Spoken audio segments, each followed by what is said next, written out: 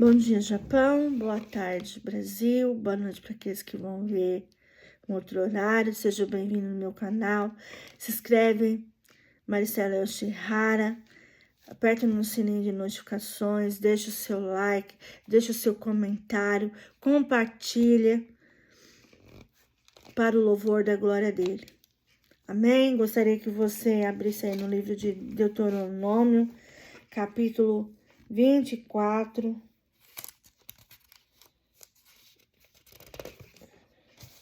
Versículo 18, eu estarei lendo e logo em seguida nós estaremos orando, amém? Diz assim: lembra-te de que fosse escravo no Egito e de que o Senhor teu Deus te resgatou de lá, por isso dou-te esse mandamento para que o cumpras. Senhor nosso Deus e Pai, nós queremos te louvar e te agradecer por mais um dia na tua presença. Obrigado, Senhor, por saber que Tu és o Deus fiel. Tu és o Deus que cuida de cada um de nós. Tu és aquele que abre a nossa mente para nós a chegarmos mais perto do Senhor.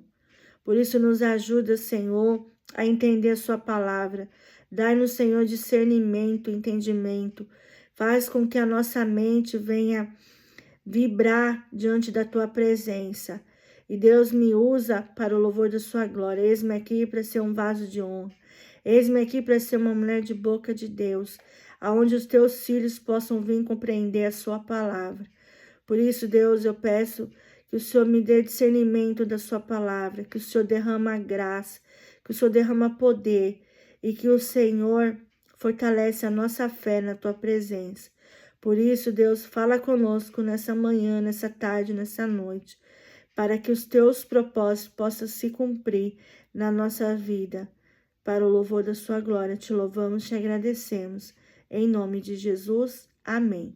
Amém? Deus seja louvado na minha vida e na sua vida. O objetivo é quero que vocês, ouvintes, lembrem-se de quem eram e agradecidos trate bem aos desfavorecidos.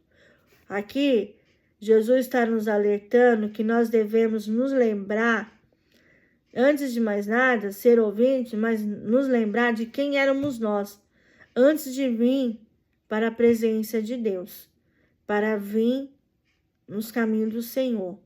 Nós éramos iguais ou até piores, né?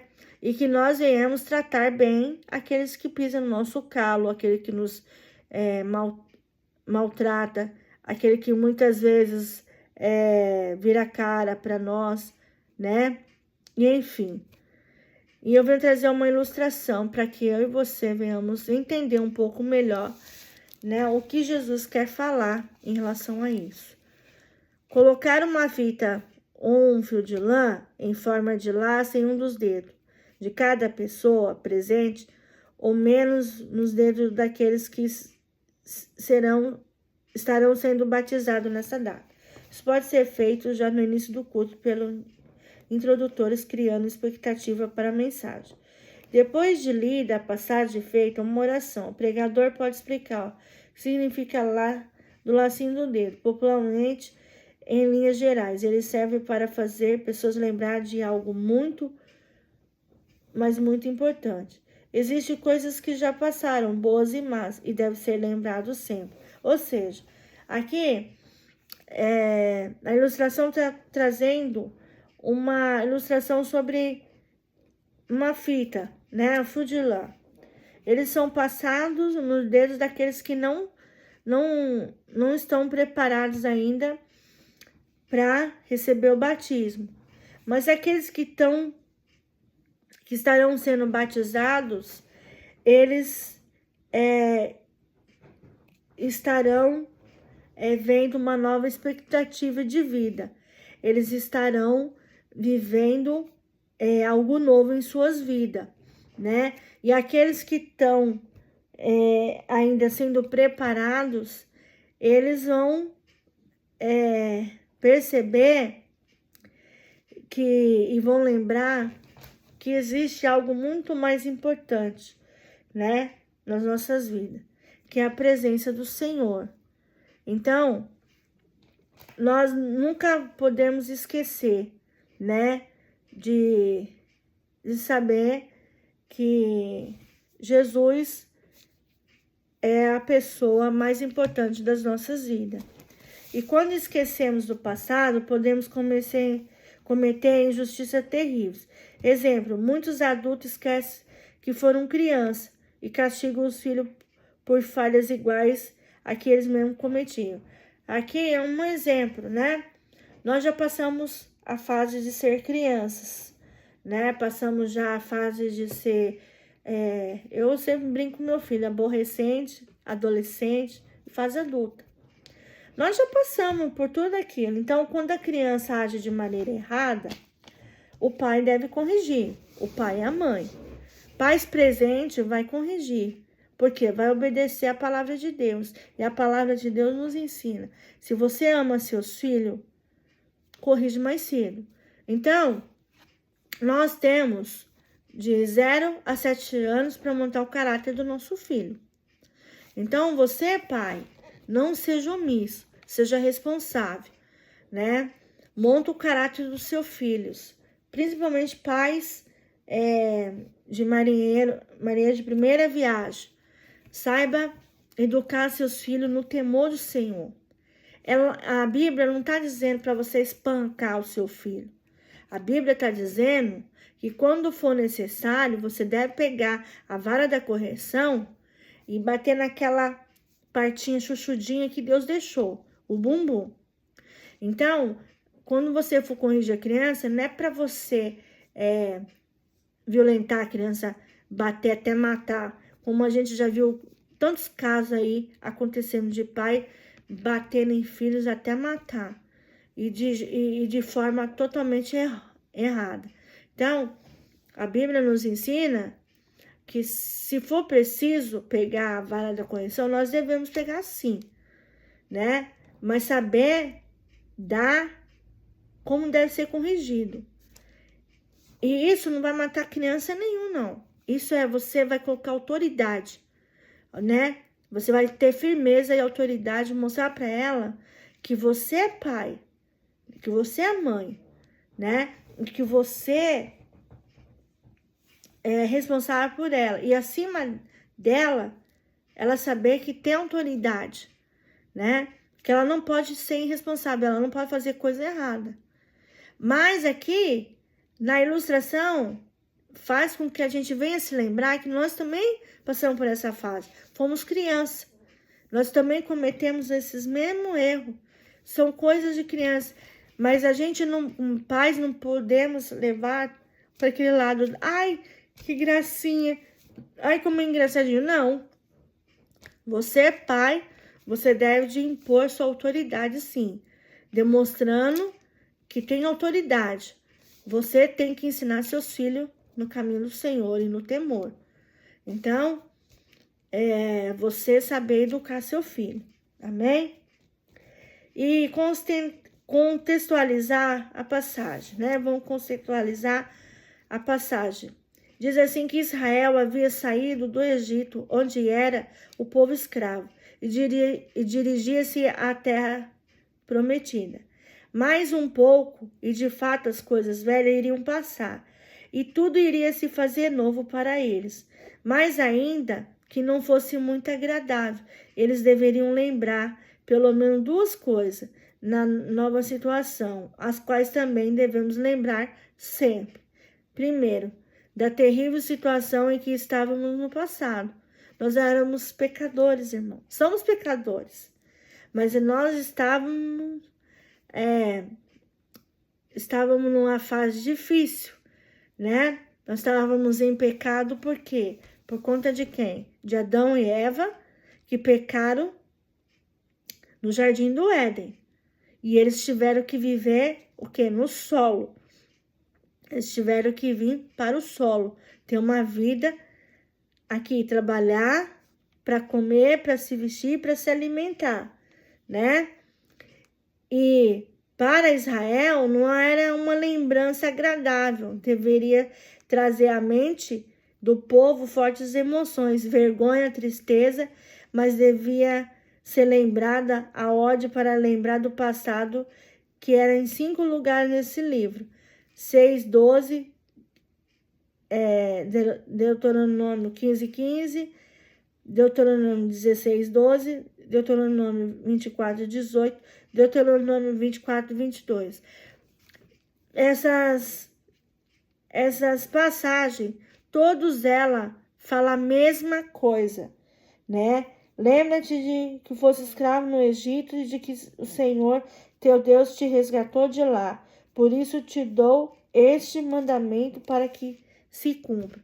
Todas essas passagens que eu ditei aqui, todas elas falam a mesma coisa. Então, certamente as lembranças que teremos do passado longe de Deus também não são agradáveis. Nem por isso devem ser deixadas de lado. Devemos tê-las sempre em nossas mentes.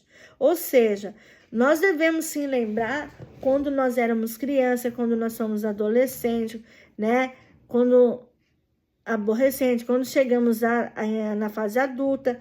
Então, nós devemos sim lembrar daquilo que nós fizemos lá atrás, né?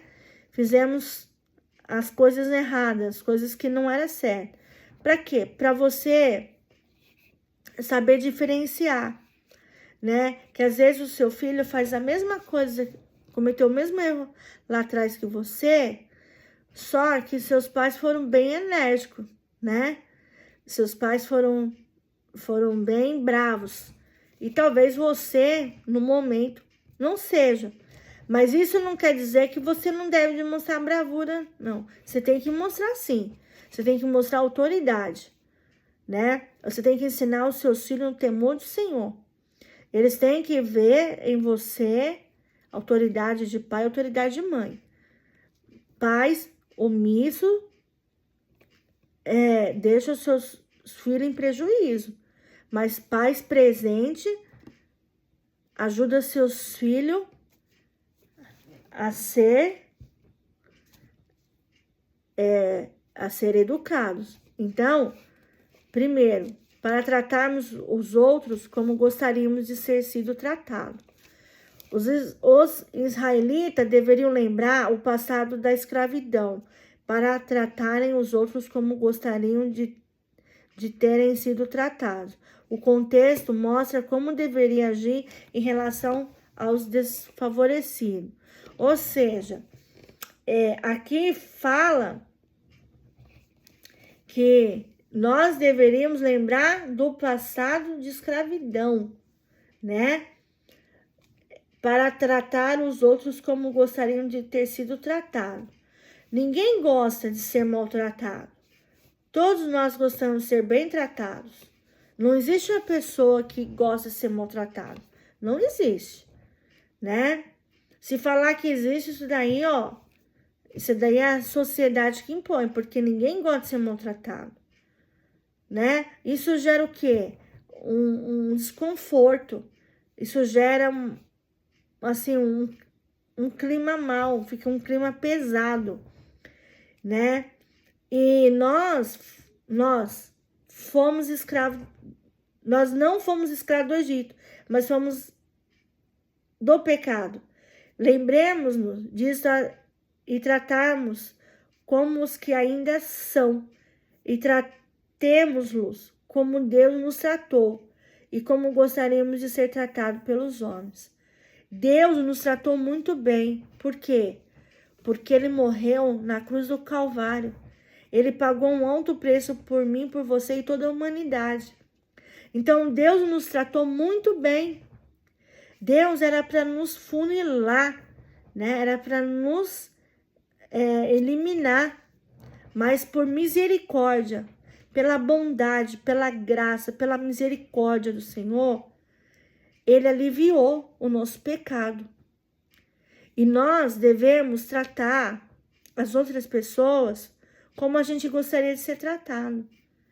Tem um ditado popular no Brasil que fala assim: não trate os outros de qualquer jeito, mas não faça aquilo com os outros que você não gostaria que fizesse com você, né? Ou seja, você não maltratar as pessoas. É você tratar bem, para que elas possam te tratar bem também. Então, não faça com os outros aquilo que você não gostaria que fizesse com você. Quando as pessoas tentam te maltratar, irmãos, só pela misericórdia de Deus, porque é um desconforto. Nossa, gera um clima tão pesado. Nossa, é uma coisa assim totalmente desfavorável. Mas Deus nos lembra que Jesus nos amou primeiro. Jesus deu sua vida por morrer, por amor a mim, você e toda a humanidade. Ele deu a vida dele por nós. E Jesus, ele foi traído, ele foi cuspido, ele foi açoitado, ele foi desprezado, ele foi zombado, né? E se Jesus sofreu, você acha que nós não vamos sofrer? Nós sofreremos, irmãos. Por quê? Porque sempre vai ter um que vai querer desmaltratar você. Só que por amor a Deus, por amor à palavra dele, pelo propósito dele, muitas vezes nós vamos passar por cima do nosso orgulho e ter que perdoarmos. Porque a Bíblia nos ensina a perdoar, para que eu e você possamos tirar esse fardo de dentro de nós. Orarmos, não deixarmos que esse tipo de sentimento venha nos maltratar, venha nos deixar para baixo. Ao contrário, a Bíblia nos ensina que nós devemos orar, pedir a Deus para que Deus tire esse tipo de sentimento, para que isso não venha remoer dentro de nós. E diz assim, que lembramos-nos do passado para não agirmos como o credor da parábola de Mateus 18, 23 ao 30. Abre lá.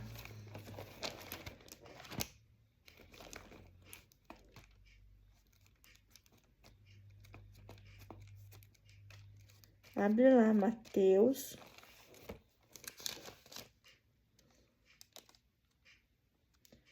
Mateus 18, do 23 ao 30, que diz assim: Por isso o reino do céu é comparado a um rei que quis acertar contas com seus servos.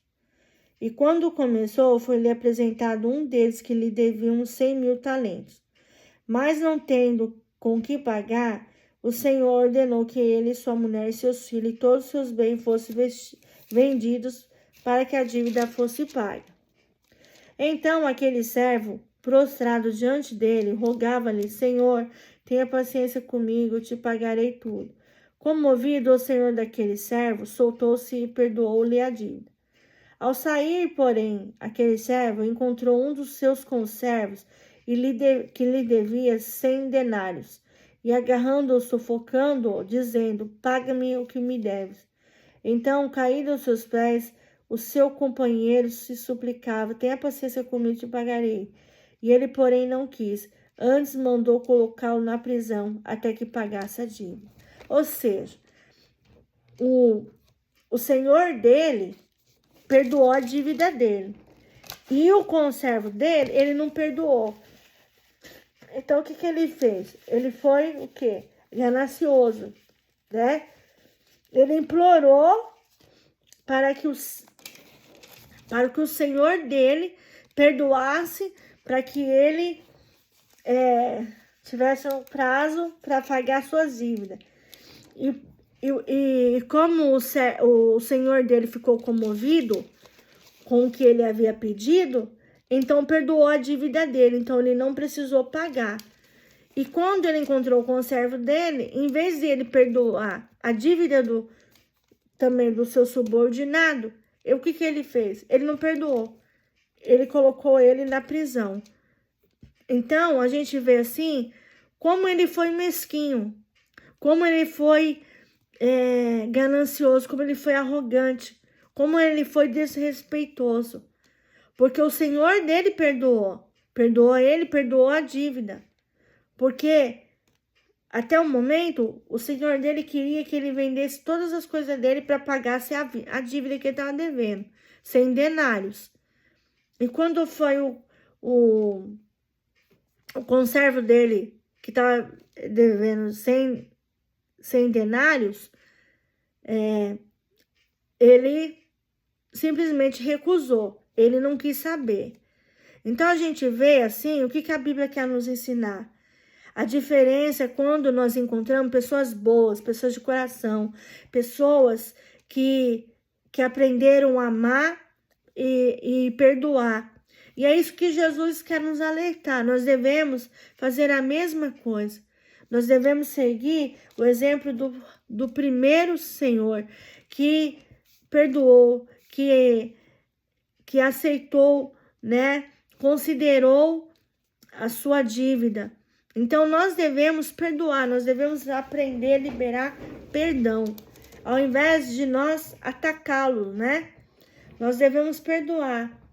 E hoje em dia, irmãos, nos dias atuais, né? A gente vê assim que o amor, o respeito, o carinho, a admiração, isso já tudo esfriou no coração do ser humano, né?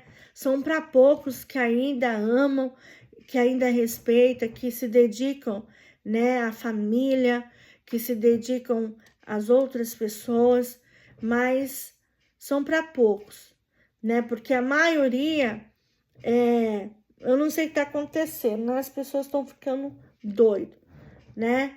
Estão deixando de viver o amor, mas estão se tornando egoístas. Estão se tornando pessoas má, né? Estão saindo fora do extremo. Então, Jesus está nos alertando que nós devemos perdoar aqueles que nos ofendem, aqueles que muitas vezes nos humilham, aquele muitas vezes que nos massacra, né? Muitas vezes nos deixa para baixo. Mas se você é de Cristo, você é um vencedor. Porque Jesus, ele foi humilhado, ele foi zombado, ele foi açoitado, ele foi cuspido, ele foi traído. Então, Jesus também sofreu nessa terra. E por conta dos nossos pecados, Jesus morreu naquela cruz do Calvário e pagou um alto preço. E Jesus quer nos alertar que nós devemos fazer o mesmo. Quando as pessoas nos machucar, nos trair, nos ofender, que eu e você venhamos perdoar. Talvez você está aí do outro lado da telinha, né? Se você é você é um cristão verdadeiro, você sabe o que eu estou falando. Você está conseguindo acompanhar o meu raciocínio. Mas é para aquele que não conhece a Cristo, deve estar perguntando assim, é fácil falar, é fácil falar, é muito fácil falar. Eu quero ver se realmente ela vai perdoar, se ela vai ter esse dom mesmo de perdoar aquele que ofende. É muito fácil falar, eu quero ver se vai viver. Se você for filho de Deus, se você for um cristão verdadeiro, você vai passar por cima do seu orgulho, da sua arrogância, né? Da sua soberba, e você vai perdoar. Mas se você for um incrédulo, você pertencer ao mundo, com certeza, você não vai perdoar. Você vai tentar massacrar. Você vai querer o quê? Devolver com a mesma moeda. E não é isso que Deus ensina para um cristão. Deus nos ensina que nós devemos perdoar aquele que tem nos ofendido, para que os propósitos de Deus se cumprem na vida daquela pessoa. Se Deus tem propósito, Deus alcança o coração daquela pessoa, por conta que nós somos filhos e servos e fazemos diferença na vida daqueles que não conhecem o Senhor. Amém? E para não desprezarmos a situação atual. No caminho da terra prometida, diante das primeiras dificuldades, os membros de Israel queriam voltar, estavam com saudades, né, de alguns atrativos. Esqueceram rápido os açoites e os trabalhos forçados. Então, eles, quando eles estavam na terra do Egito, eles eram forçados a trabalho. Eles eram forçados a trabalhar, né, como escravo. Eles trabalhavam dia e noite no solo, não tinha essa não. Eles iam trabalhar como o seu senhor queria. E não tinha regalia não. Eles eram forçados a fazer trabalhos pesados, a trabalharem por troca de comida. E mesmo assim, muitas vezes eles eram açoitados, né? Eles eram simplesmente açoitados pelos capataz, né? Pelos homens que cuidavam. Então, eles começaram a reclamar na caminhada, né? Eles começaram a reclamar. E eles queriam voltar para trás, eles queriam retroceder. Por quê? Porque para eles não estava sendo bom, né? Quando as primeiras dificuldades começou a aparecer. Então, eles queriam voltar. E em Números, vamos abrir em Números, o livro de Números. Abre lá comigo. No livro de Números, capítulo 18.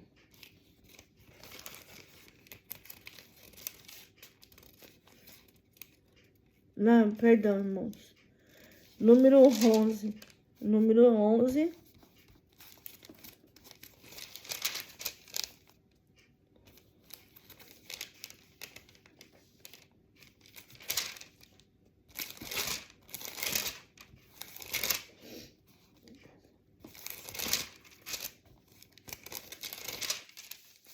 Número 11, capítulo 4 a 6, fala assim: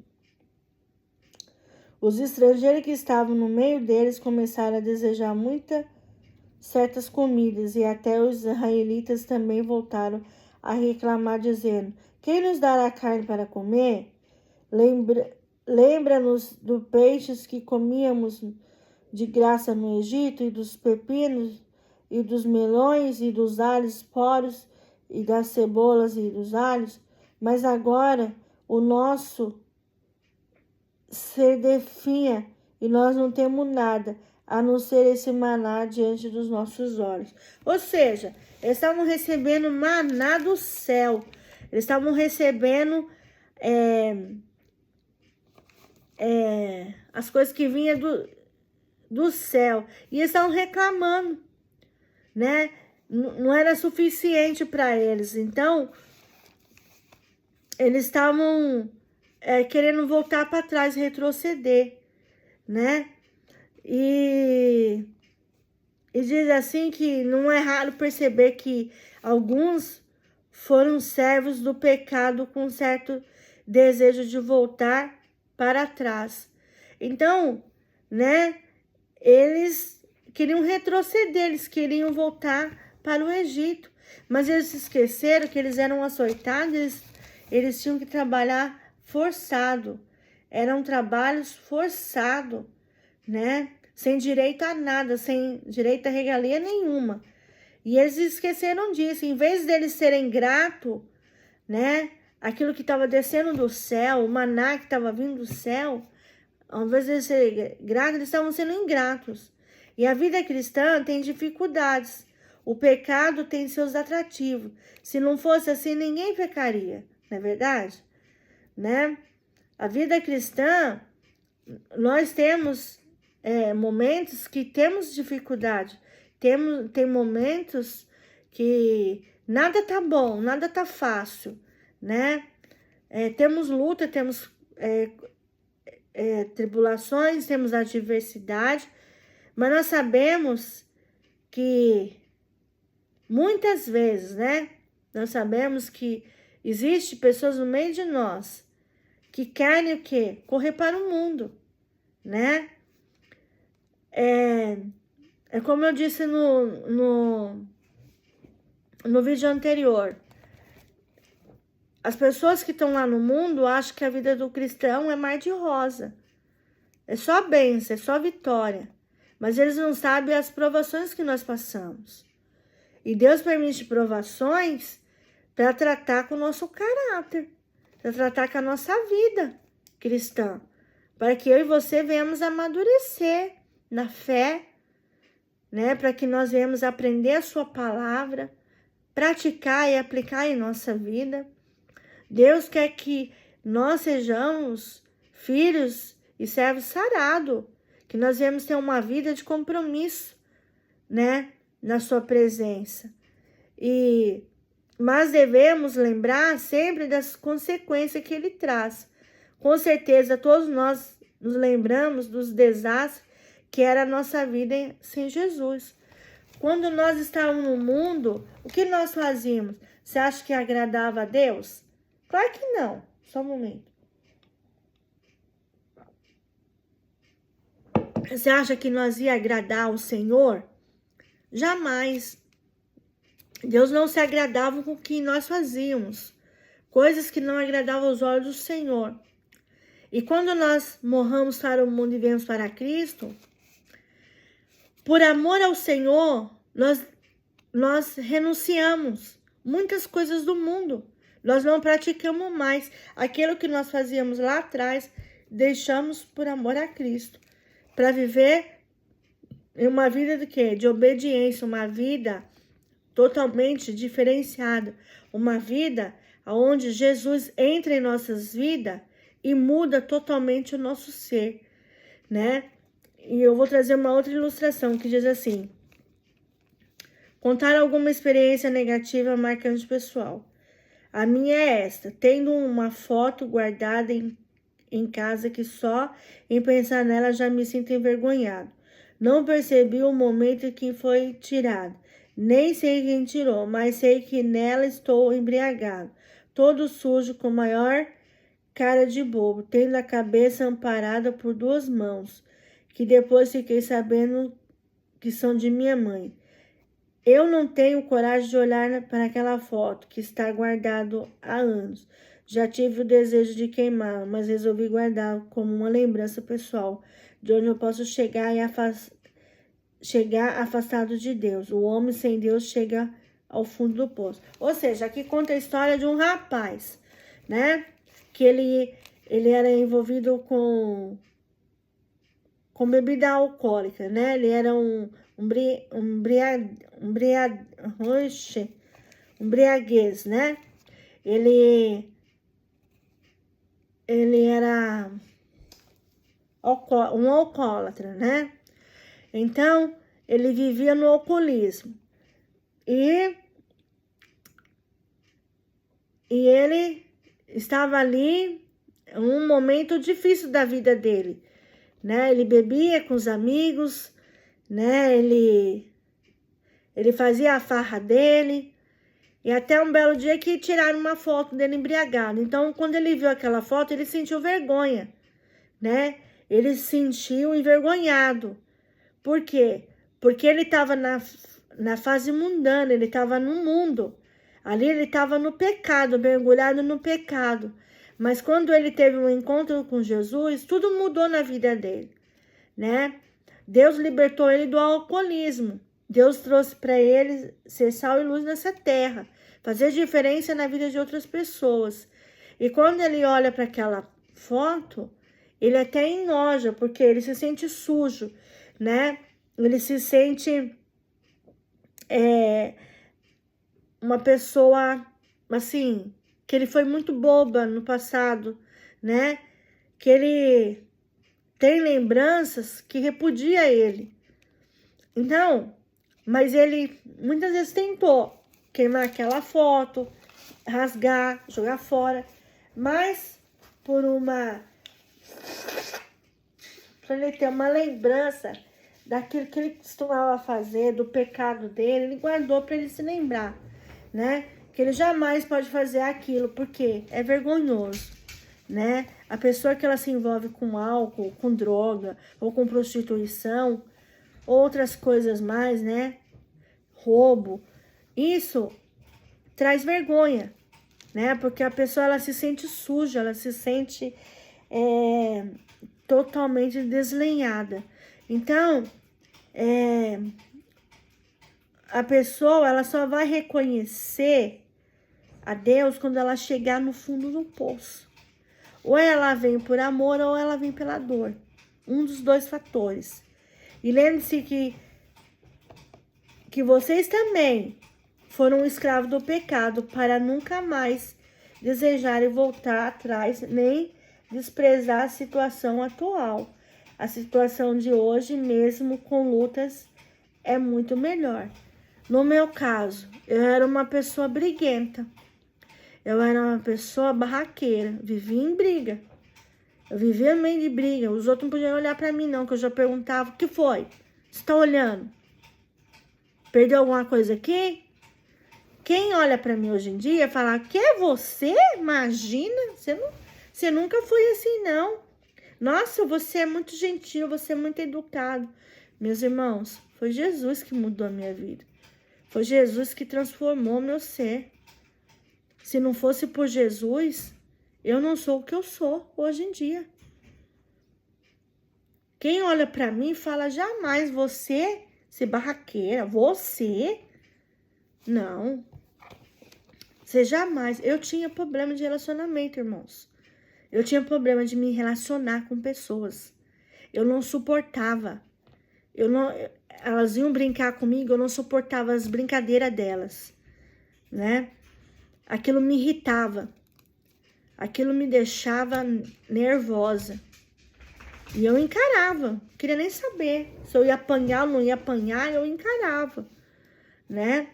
E isso, irmãos, quando eu vim para Jesus, Jesus me libertou. Então, quando eu falo que eu fui barraqueira, ninguém acredita.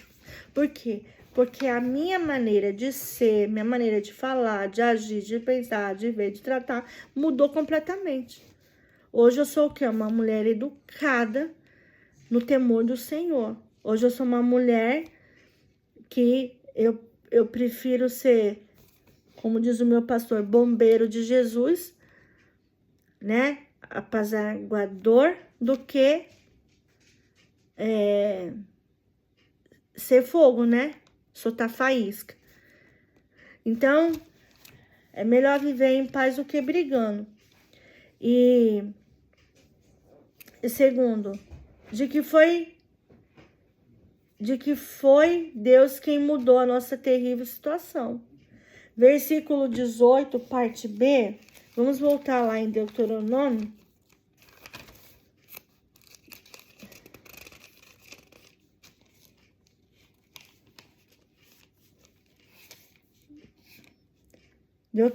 Deuteronômio 24, versículo 18, parte B, versículo 24.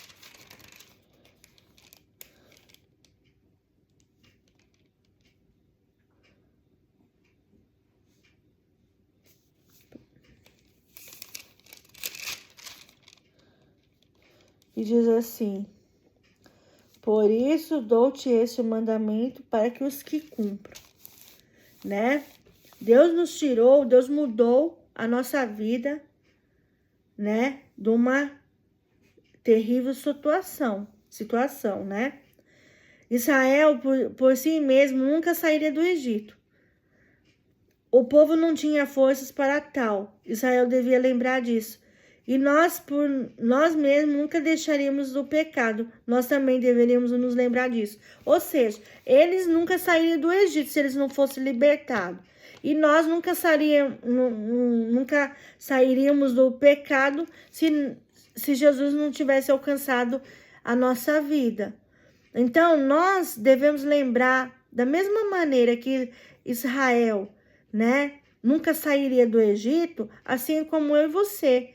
Nunca nos sairíamos do pecado. Gente, hoje eu tô falando tudo errado. Sei que tá dando em mim hoje. Então, para não nos tornarmos soberbos, né? Primeira lição que Deus vai nos ensinar. O povo de Israel não deveria pensar que era forte ou merecia algo. Deus os livrou por amor. Semelhante, nós fomos livres pela graça e não por nossas forças, capacidade ou méritos. Então, Deus não nos livrou porque nós somos mais inteligentes, porque nós temos capacidade de lidar com situação ou por causa que nós temos mérito. Não. Deus perdoou nós e tirou dessa situação porque Ele nos amou.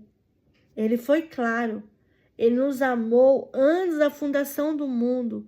Ele nos amou como igreja. Ele nos amou primeiro. Então foi por amor. Ele deu a sua vida por nós.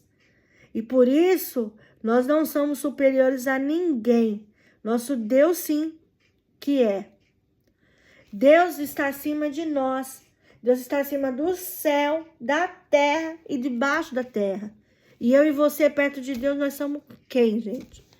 O que eu e você perto de um Deus tão grande, tão lindo, tão formoso, tão gracioso, tão generoso, misericordioso, bondoso, fiel. Quem sou eu? Quem é você perto dele? Nós não somos nada. Em Êxodo, a Bíblia fala que nós viemos do pó e seremos pó. Quem é você e eu para levantar o nariz e querer ser maior que as outras pessoas? Nós não somos nada. O fato de você ter, vou dar um exemplo, o fato de você ter um cargo dentro de uma administração de empresa, você ter numa rede de loja, ou você ser bancário, ou você ser isso, ser aquilo, não interessa. Você não é ninguém perto de um Deus grande, gracioso que Ele é. Nem eu nem você somos nada. E nós não devemos deixar esse sentimento chegar perto de nós. Sermos soberbo. E daí se você tem cargo ou não, você tem que ser humilde de coração. Jesus não foi? Jesus não era humilde de coração? E olha que ele tinha poder. Ele tinha poder, ele tem poder para fazer o que ele quiser, mover o que ele quiser. Se ele quiser inundar essa cidade, ele inunda. Ele tem poder para isso. Se ele quiser transformar essa cidade numa rocha, ele transforma. Ele tem poder. Agora, eu e você que não temos poder. Nós não temos poder para nada. Né? E é por isso que Deus fala. Para nós não tornarmos soberbo. O povo de Israel não deveria pensar que era forte ou que merecia algo. Deus nos livrou por amor. Semelhante, nós fomos livres pela graça e não por nossas forças, capacidade ou mérito. Então, Deus faz com que eu e você se lembre disso. E por isso, nós não somos superiores a ninguém. Nosso Deus sim que é. Tomemos cuidado, então, com o orgulho espiritual, pois isso não vem de Deus e nem o agrada. Lembremos que sempre que pela graça fomos salvos, pelo meio da fé. E é isso que nos veio de nós. É um presente de Deus. Não veio das nossas boas ações para que nós não gloriemos. Efésios 2, 8 e 9. Né? Então, ou seja, vamos abrir lá em Efésios. Deus não se agrada se eu e você formos soberbos. Nós temos que se lembrar que nós fomos salvos pela graça dele, né? Por meio da fé em Cristo Jesus. Ele nos salvou, ele nos livrou, né? De sermos condenados a morte, né? Por conta do quê? Dos nossos pecados. Então, Deus nos resgatou do mundo das trevas e nos trouxemos para ser sal e luz nessa terra. Vamos ler Efésios 2, 8 e 9, que diz assim: porque pela graça sois salvos por meio da fé, e isso não vem de vós, é dom de Deus. Não vem das obras para que ninguém se orgulhe. Então, nada do que você faz, né? Nada. Não é pelas obras que você foi salva. Foi por intermédio da graça de Deus e da fé que Deus derrama sobre nós. É através da nossa fé que nós somos salvos, né? É pela graça de Deus, é quando nós nos arrependemos, quando Deus nos convencemos, que Jesus nos convencemos do pecado, né? E nos traz vida em abundância. Quando nós nos arrependemos, quando nós reconhecemos que diante de um Deus tão gracioso, tão misericordioso, tão bondoso, amoroso, fiel, nós não somos nada. Então, perante a Ele, nós devemos reconhecer que acima de nós existe alguém mais importante do que nós mesmos, e é Deus. Ele tem que estar em primeiro lugar em nossas vidas. É através da pessoa de Cristo que nós, cada dia, vamos crescer de glória em glória. Mas Ele não reparte a sua glória com ninguém. Então, ele faz com que eu e você lembramos sempre que pela graça fomos salvos e por meio da fé, que isso não veio de nós mesmos, mas é um presente de Deus. Não veio pelas nossas obras ou ações, para que nós não se gloriemos, não se orgulhamos de nós mesmos, né? Porque a glória, toda a honra e toda a glória é dada a um único Deus. É o Deus que está sobre o céu e a terra. Amém? E para glorificarmos a Deus pela sua situação, Israel, ao lembrar da situação de que a escravidão deveria glorificar a Deus pela situação atual, nós também devemos lembrar aquilo que fomos glorificados sempre a Deus pelo que somos. Ao olharmos para o passado, só podemos glorificar Deus pela situação presente e pelo futuro que nos apresenta ainda melhor.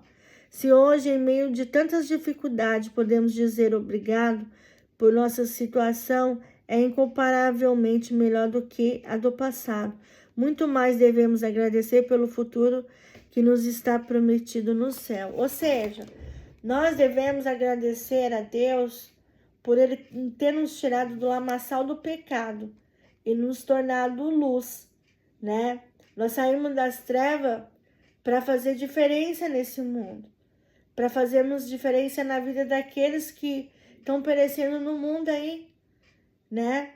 E eu e você devemos glorificar a Deus em tudo que nós fizemos e que nós fazemos. Glorificar a pessoa de Cristo em nós por Ele ter nos livrado de todo mal, nos livrado do mundo, né? Do mundo sujo, do mundo do pecado. E nos trouxe para sermos sal e luz, para fazer diferença na vida daqueles que não conhecem a Cristo. E nós devemos agradecer. Se olhamos para o passado, só podemos glorificar a Deus pela situação presente e pelo futuro que nos apresenta ainda melhor. Então, nós não temos que ficar olhando para o passado, mas olhar para o presente e o futuro, né? O nosso futuro é só Deus que pertence. Nós temos que olhar para Cristo, para a vida de Cristo, né? Negar a si mesmo, fazer com que nós negamos e Ele venha crescer em nós cada vez mais, que Ele venha crescer. que Ele venha evoluir, que Ele venha produzir, que Ele venha fazer nos amadurecer, né? E que nós venhamos fluir através da sua palavra, das suas ações, das suas atitudes, né? Que o Espírito Santo de Deus manifeste a sua bondade, a sua generosidade, a sua graça em nós. E que nós continuamos aí firme, sabendo que um dia nós iremos viver lá no céu, né? Esse é o nosso futuro com o Senhor, na eternidade. Então, nós devemos amar a Deus acima de todas as coisas e colocar Ele em primeiro lugar em nossas vidas.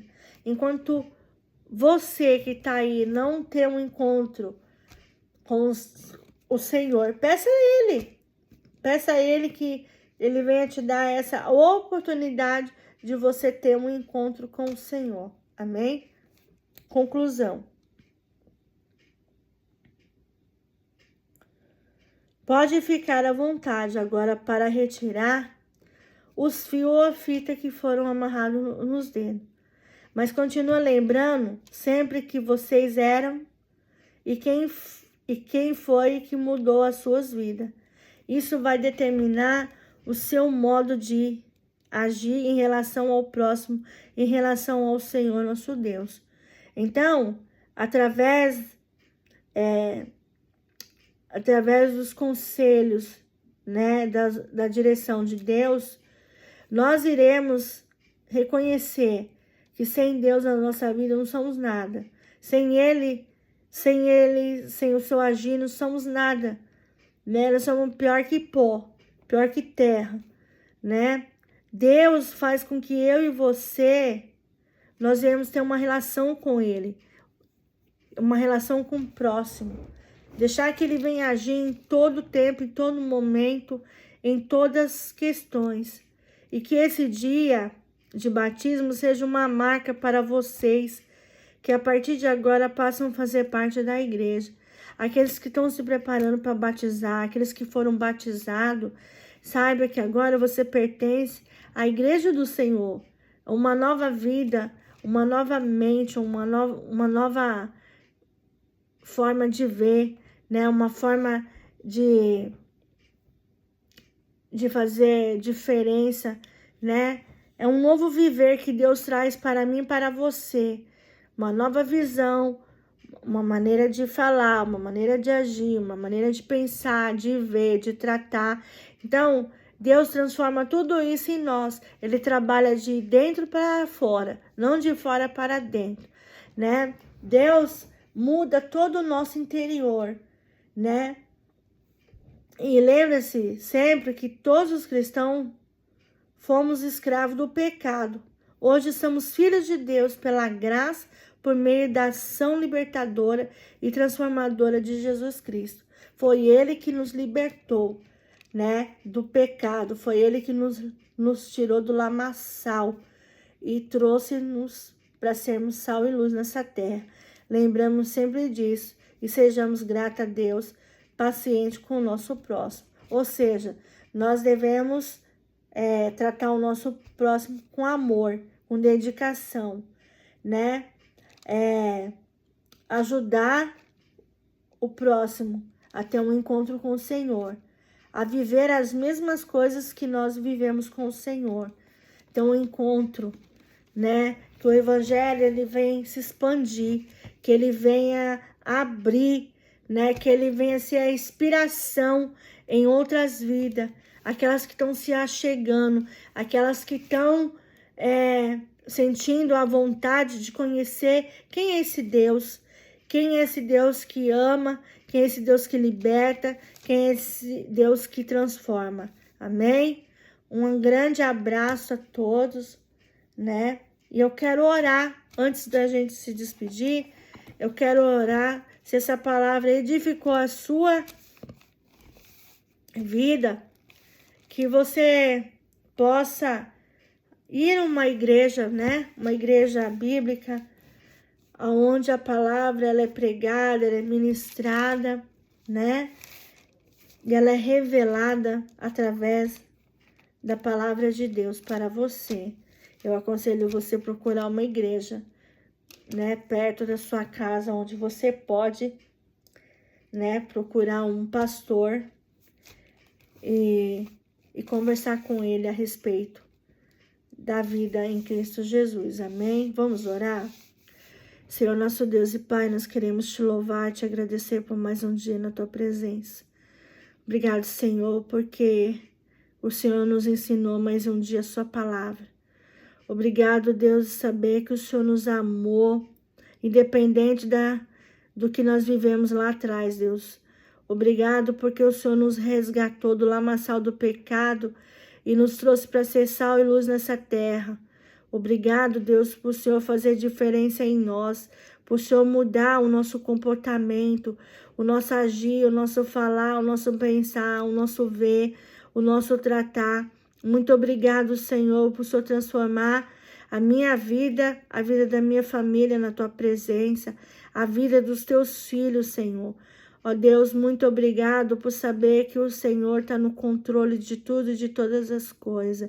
Obrigado por o Senhor nos lembrar, Deus, do nosso passado, mas também lembrar do presente e do futuro que está nas tuas mãos. Ó Deus, muito obrigado por tudo, Deus. Obrigado por essa palavra tão rica, que ela possa ser escrita na tábua do nosso coração, que nós possamos nutrir essa palavra, que nós possamos abrir a nossa mente, a nossa mentalidade, que ela possa ser uma mentalidade fértil na tua presença, que nós viemos viver, Deus, a tua vontade, que nós possamos viver, Deus, a tua bondade, a tua generosidade. Ó Deus, fortalece a nossa vida cada vez mais na sua presença. Ajuda-nos, Senhor, a andar como o Senhor andou nessa terra, e que não permite nenhum mal se aproximar de nós, mas que tudo cai por terra em nome de Jesus, mas que a tua palavra possa morar na tábua do nosso coração. Por isso, Deus, nós te louvamos, nós te bendizemos e te adoramos em nome de Jesus. Amém e amém.